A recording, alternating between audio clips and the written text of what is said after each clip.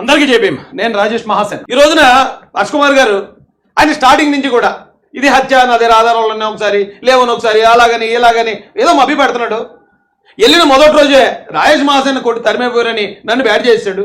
అక్కడ కొంతమంది వైఎస్ఆర్సీపీకి సంబంధించిన పాస్టర్లు ఎవరైతే ఉన్నారో రాజేష్ వచ్చి ఆ కుటుంబాన్ని బెదిరించడానికి క్రియేట్ చేశారు.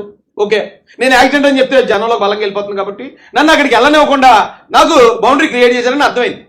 చాలా మందితో శాపనార్థాలు పెట్టించారు. ఇదే హర్ష్ కుమార్ గారు గవర్నమెంట్ మీద మాట్లాడుతుంటే ఓకే, ఆయన కాంగ్రెస్ పార్టీ లీడర్ కాబట్టి గవర్నమెంట్ విమర్శిస్తాడు, ఇది రాజకీయ సహజం అనుకున్నాను. ఆ తర్వాత ఆయన ఆర్ఎస్ఎస్ వాళ్ళు అన్నప్పుడు ఎస్ ఆయన కాంగ్రెస్కి ఆర్ఎస్ఎస్కి పడదు కాబట్టి ఎస్ ఆర్ఎస్ఎస్ వాళ్ళ మీద అనుమానం వ్యక్తం చేశాడు అనుకున్నాను. ఆయన బాధలు ఆయన పడుతున్నాడు, ఆయన తాపత్రయం ఏదో ఆయన పడుతున్నాడు అనుకున్నాను. కానీ నిన్నటికి ఆయన శృతి మించిపోయాడండి.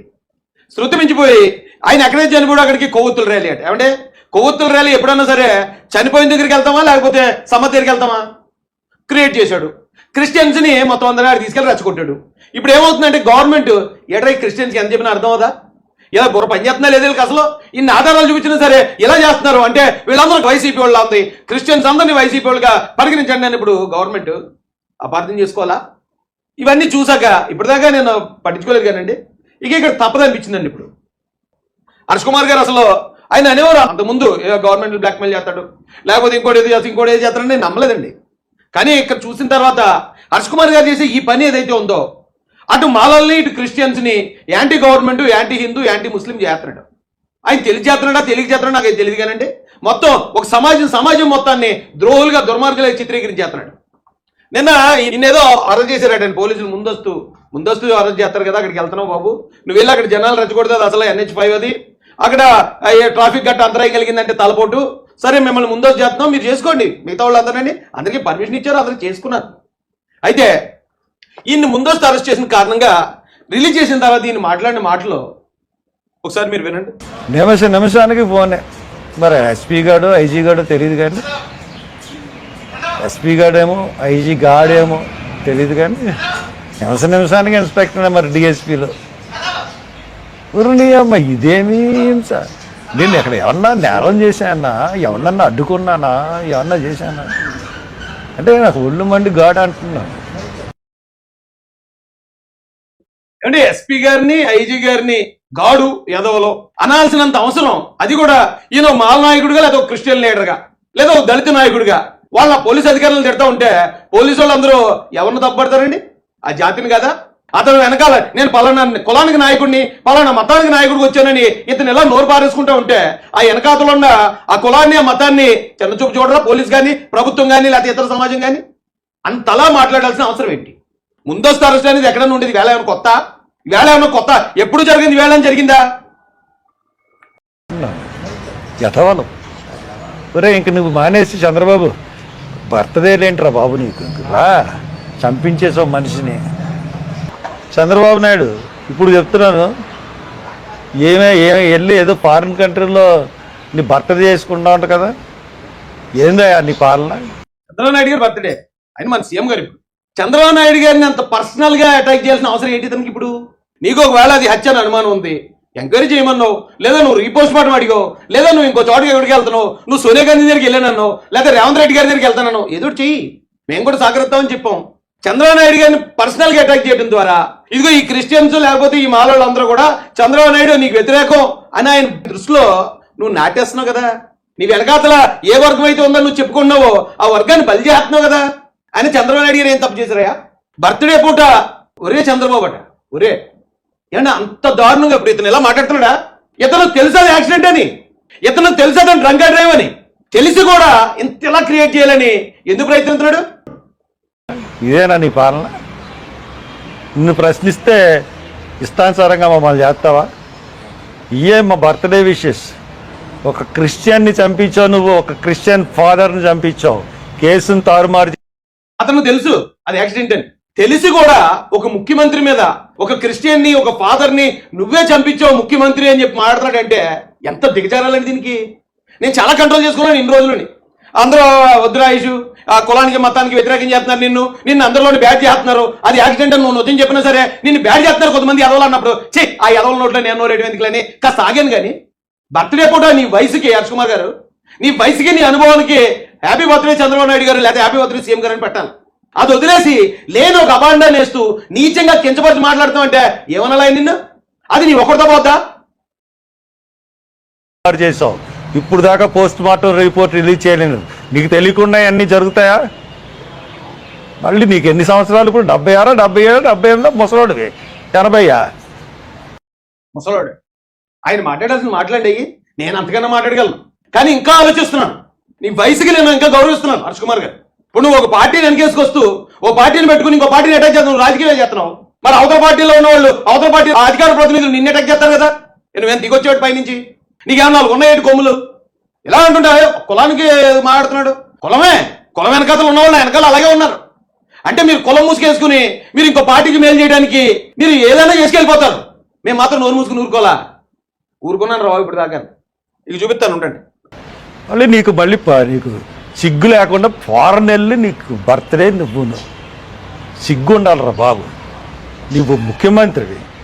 ఇక్కడ క్రిస్టియన్ ఫాదర్ చనిపోతే ఏదో క్రిస్టియన్లకి ఏమో అంటే చంద్రబాబు నాయుడు గారు క్రిస్టియన్స్ అందరూ వైసీపీ కాదండి, క్రిస్టియన్స్ కూడా టీడీపీలో ఉన్నారండి. మాలలు ఏమి తెలుగుదేశం వ్యతిరేకం కాదండి. మాలలు కూడా ఇదిగో పలానా మాల సమ్మేళనం ద్వారా ఇంతమంది ఉన్నామండి. కాబట్టి ఈ ప్రభుత్వంలో ఈ వర్గాలకి న్యాయం చేయండి, ఈ వర్గాలకి ఏదైనా అన్యాయం జరిగినా మమ్మల్ని శత్రువులుగా చూడకండి అని ఓ పక్కన మేము చేసే కమ్యూనికేషన్ మేము చేస్తున్నాం. ఇలాంటి వాళ్ళు మొత్తం నాశనం చేసి పాడుతున్నాడు. నోటికి ఏదో వస్తే వాగుతున్నారు. ఓ 4 పెగ్గలు వేసుకోవడం, ప్రెస్ మీట్ పెట్టడం, 4 పెగ్గలు వేసుకోవడం, సీఎం గారిని తిట్టడం, లోకేష్ గారిని తిట్టడం, మరొకరిని తిట్టడం. ఏంటనే ఇదే? ఏ మిగతా కులమందరూ నోరు మూసుకుని ఊరుకుంటే మౌనం అర్థంగీకరం అవుతుంది కదా, మీరు కూడా అలాగ అవుతారు కదా. ఏంటిది? జాతి పరుగు పోతుంది, బయట సమాజం అంతా చూడని ఉమ్మేస్తుంది. తాయిలాల కింద 6-7 నెలలు పెన్షన్లు ఇచ్చేసి చక్కబెట్టేద్దాం అనుకున్నా. చూసావా జనాల్ని? హాస్టల్లో 90% వైసీపీతో ఉంటారని తెలుసు, టీడీపీకి, బీజేపీకి తెలుసు, జనసేనకు తెలుసు. అయినా కూడా మనం ఎట్టి పరిస్థితుల్లో హాస్టల్ విషయంలో మనం ఏమి పక్షపాతం చూపించకూడదు. వాళ్ళకి చేయాలన్నది మనం చేస్తామన్నది లోకేష్ గారు యువగలం పాదయాత్రలో చెప్పారు. చేస్తామన్నది చేయాల్సిందే. వాళ్ళకు ఉండే 2 పండుగలు, ఒకటి ఈస్టర్, 2 క్రిస్మస్. కాబట్టి గుడ్ ఫ్రైడే పూట ఈ పాస్టర్లకు ఒక్కొక్కరికి 35,000 వాళ్ళకి ఉపయోగపడుతుంది అని సానా సతీష్ గారు లాంటి ఆయన హిందువే. సానా సతీష్ గారు, రాజమౌళి గారు ఒక ఐఏఎస్ ఆఫీసర్, ఆయన హిందువే. మాలాంటి వాళ్ళు రిక్వెస్టులు తీసుకుని అలాంటి వాళ్ళు వెళ్ళి ఆ సమయానికి గుడ్ ఫ్రైడే రోజున 35,000 రూపాయలు, దాదాపు 30 కోట్ల రూపాయలు 8,427 మందికి పాస్టర్లకి వేస్తే దాన్ని రాజకీయాల్లో కలిపేస్తారా? ఒక యాక్సిడెంట్ హత్య చేసి ఆ హత్యని మీరు క్రియేట్ చేసేసి అది హత్య కాబట్టి ఈ డబ్బులు వేశారని చెప్పి గవర్నమెంట్ తిడతా ఉంటే రేపు పొద్దున్న ఏ క్రిస్టియన్ అయినా ఏ పని విధాన్ని గవర్నమెంట్ దగ్గరికి వెళ్తే పట్టించుకుంటారా? ఏమో ఎంత దారుణంగా పనిచేస్తున్నారో మీ స్వార్థం కోసం. ఒక పిలుపుకి వచ్చిన ప్రతి ఒక్కడు కూడా హత్యని నమ్ముతున్నాడు. ఎస్పీలు, ఐజీలు సిగ్గుపడండి బాబు. నమ్మకపోతే ఏం చేస్తారా అమాయకులలో? నా దగ్గర ఆధారాలు ఉన్నాయి, నా దగ్గర ఇవి ఉన్నాయి, అది హత్యే, దానికి అలా జరిగింది ఎలా జరిగిందని నీలాంటి వాళ్ళు మభ్యపెడతా ఉంటే అమాయకులు నమ్మకపోతే ఏం చేస్తారు? ఆడికి వచ్చిన వాళ్ళు 90% వైసీపీ అభిమానులే. మళ్ళీ ముసుగు మాత్రం క్రిస్టియన్ ముసుగు. మీ బాబు జైల్లో ఉన్నప్పుడు నీ దగ్గరికి మీ అమ్మ దగ్గరికి నేనే వచ్చానయ్యా. నారా లోకేష్ వచ్చి సంఘీభావం చెప్పాను, మంచి బహుమతి ఇచ్చారు నాకు. నీకన్నా జగన్ ప్రభుత్వం 1000 రెట్లు బెటర్లాగా అనిపించింది ఈవేళ. ఇంత హింస ఎప్పుడు పెట్టలేదు నన్ను. ఇష్టానుసారంగా చేస్తారా? సిగ్గుండాలి అంటే లోకేష్ గారిని లేకపోతే భువనేశ్వర్ గారిని సంఘీభావం తెలపడానికి నువ్వు రా బాబు. హర్ష్ కుమార్ గారిని నీకు ఎవరైనా బొట్టు పెట్టి పిలిచారా బాబు? బాబు నువ్వు రాకపోతే ఇక్కడ చంద్రబాబు నాయుడు గారు విడుదలయ్యాలి. నేను ఇంకా చాలా దారుణం మాట్లాడతానండి. కానీ ఇదిగో సర్లే, కులంలో పెద్దోడు కదా, కులంలో పెద్దోడు గతంలో కొన్ని పోరాటాలు చేస్తున్నాడు. సరే ఈ పోరాటం కూడా ఏదో రాజకీయ ఉనికి కోసం చేస్తాడు అనుకున్నాం, కానీ మొత్తం జాతిని గవర్నమెంట్ గ్యారంటీ చేస్తున్నాడు, మొత్తం మతాన్ని గవర్నమెంట్ గ్యారంటీ చేస్తున్నాడు. ఇది జగన్మోహన్ రెడ్డి గారు బెటర్ కనిపించారు. మీకు జగన్మోహన్ రెడ్డి గారు బెటర్. హర్ష్ కుమార్ గారు, మీకు జగన్మోహన్ రెడ్డి గారు చాలా బెటర్ అండి. నిజంగా మీరు జగన్మోహన్ రెడ్డి ఇదే పరిస్థితుల్లో జగన్మోహన్ రెడ్డి గారు కానీ ఉండుంటే మీరు అసలు ఇంట్లో నుంచి బయట రారు, నోరిప్పరు. ఒకసారి చూడండి, ఇలా ఉండే హర్ష్ కుమార్ గారిని ఇలా మార్చేసిన గొప్ప వీరుడు జగన్మోహన్ రెడ్డి గారు. ఇలా ఉండేవాడిని ఇలా మార్చేశాడు. అప్పుడు కూడా ఇలాగే బోర్డు మునిగిపోయింది దానికి సీఎం కారణం, బోర్డు మునిగిపోయి చచ్చిపోయింది దానికి సీఎం కారణం అని చెప్పి మొదలెడితే అదే మన చంద్రబాబు నాయుడు గారు అనుకున్నారు. సరే పోన్లే, సరే ఎస్సీ నాయకుడు కదా, పోన్లే ఇంకోటి ఏదో చేస్తాడు కదా, సర్లే ఇలాంటి గవర్నమెంట్లో ఉన్నప్పుడు మామూలే కదా అనుకోవడానికి ఆయన ఏమి చంద్రబాబు నాయుడు గారు కాదు, అటు జగన్మోహన్ రెడ్డి. 70 రోజులు ఢిల్లీ వారిపోయి దాక్కున్నారు మీరు. ఎవరో హర్ష్ కుమార్ గారు ఢిల్లీలో దాక్కున్నా సర్లే పోన్లే పాపం దాక్కున్నాడు, ఇంకేం చేస్తానని ఊరుకున్నాడా జగన్ రెడ్డి గారు? మళ్ళీ ఇక్కడికి వచ్చి ఇంకో 70 రోజులు బొక్కలో పంపించాడు. 70 రోజులు. ఆ 70 రోజుల్లోనే ఇలా ముగ్గుబొట్లోకి వచ్చారు బయటికి మీరు. అవునా? మర్చిపోయారా? ఒక్కరోజు మిమ్మల్ని ముందస్తు అదుపులో తీసుకుంటే బాబాయ్ ఈ ప్రభుత్వం కన్నా జగన్ గారి ప్రభుత్వం 1000 రెట్లు గొప్ప అనిపించిందా? మరి అనిపించకపోతే ఏం చేస్తుందండి? చక్కగా 70 రోజులు time to time tea coffee, ఆదివారం మటన్ చికెన్, ఇంకా ఎటకారం చేద్దును. కానీ ఎందుకు లేని ఇంకా గౌరవిస్తున్నాను మీకు. ఆ గౌరవాన్ని ఇప్పుడు కానీ నిలబెట్టుకోండి. ఇప్పుడు కూడా నిలబెట్టకపోతే ఇక ప్రతిపక్ష పార్టీ వాడిని ఎలా అటాక్ చేస్తామో నేను అధికార ప్రతినిధి ఉన్నాను, మాడతాను. ప్రతి ఒక్కరు అదేంటి రాయేష్ చంద్రబాబు నాయుడు గారి కోసం మాడతాను, టీడీపీ కోసం మాడతానంటే దేటరా? అధికార పార్టీ అధికార ప్రతినిధిని నేను.